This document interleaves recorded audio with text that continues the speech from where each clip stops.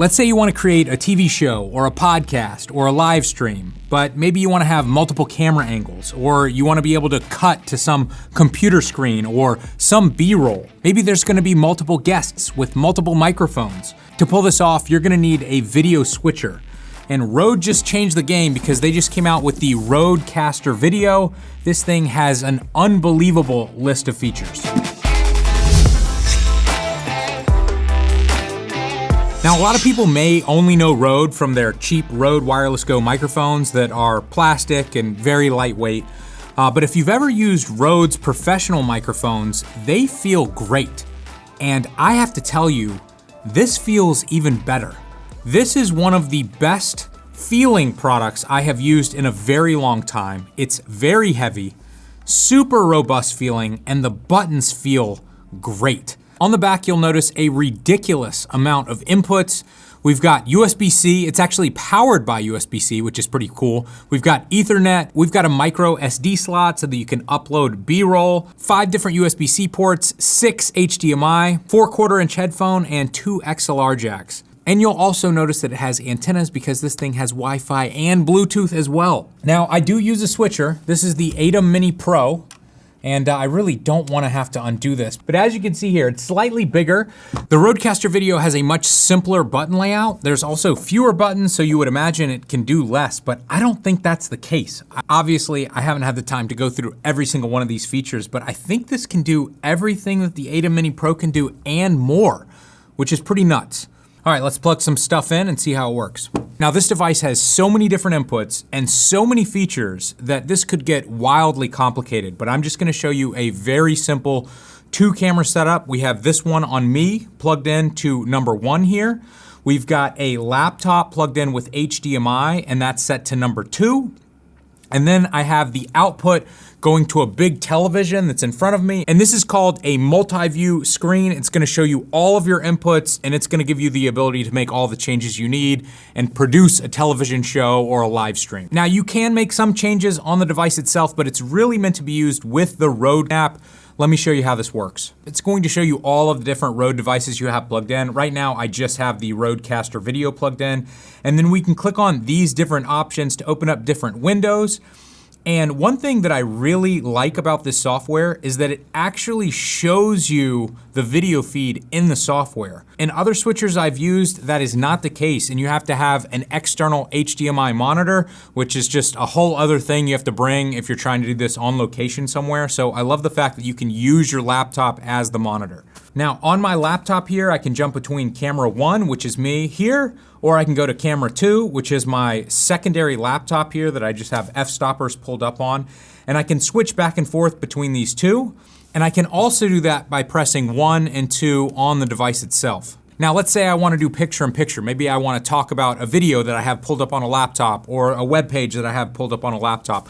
I can hit this picture-in-picture button here, and here you can see I can cycle between camera A and B. A is the big one, B is the little one. If I choose A, and I'll choose that too, B, and I'll choose 1. And now if we want to save that as a scene, I can hold the A button right here. You can see that's going to light up, and that's going to become a permanent option for us now. Once again, I can cycle through 1, which is me, 2, which is the computer, and A, which is a picture-in-picture that we just made. Now, maybe that picture-in-picture is too small. In that case, we're going to have to use the companion app here, and we can click on camera 1 right here, and then we can drag this and change the size of our camera 1, and we can move it around as well. And now, when we jump between cameras, you'll see that size is saved. Now, one thing I don't like about this software is that if I want to make other changes to my video, for example, the audio, I either have to minimize this window or I have to X out of it, and then I can open up the audio mixer.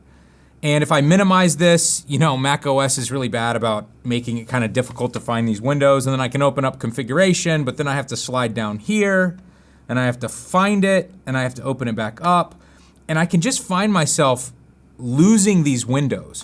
And if I compare it to the ATEM software by Blackmagic that I'm used to using, all of these different windows are just tabs along the bottom, and it makes it a lot easier to work with. Now keep in mind, guys, I'm not doing live events professionally, so maybe there's a reason that Rode has set it up like this. Maybe it's the type of thing that you set your audio first and then you don't ever go back into that window, so they want the actual program or preview window to be totally clean. That would make sense, but for me personally, I would kind of like to have all my options in one window, so I'm not having to find multiple windows or X out of them and then reopen them. Now, just to talk about a few of the other features here, I think this switcher has the best audio options I've ever seen. Not only does it have the most unique inputs, you can have XLR, you can have USB-C microphones, you can also connect the wireless Rode Go directly to this without having to connect it to a receiver. It has a receiver built in, which is nuts. And then of course it has an audio mixer with tons of settings for all of your microphones with different effects, as well as different options for monitoring your audio. If you were doing a podcast and you wanted to hear what your microphone sounded like, you can do that with this device. Under device configuration, you're gonna be able to set even more options, like the different frame rates you could choose. Whether you want instant or studio switching, which means you can press the button and it will show you what it's about to switch to, and then you can press it again to confirm. That's kind of how they do it in real TV studios. Or if you're like me and you're a one-man show, I personally prefer instant mode, where you press the button and it instantly switches. If you plug in an external SSD, this device can record your entire show. But not only can it record the show, you can set it here in the menu to record every single input completely independently. So if you have multiple cameras and multiple audio sources, you can tell it, I want to record every single one of those devices in its own unique track because I want to mix it later manually. Now, most switchers I've used in the past connect with Ethernet only.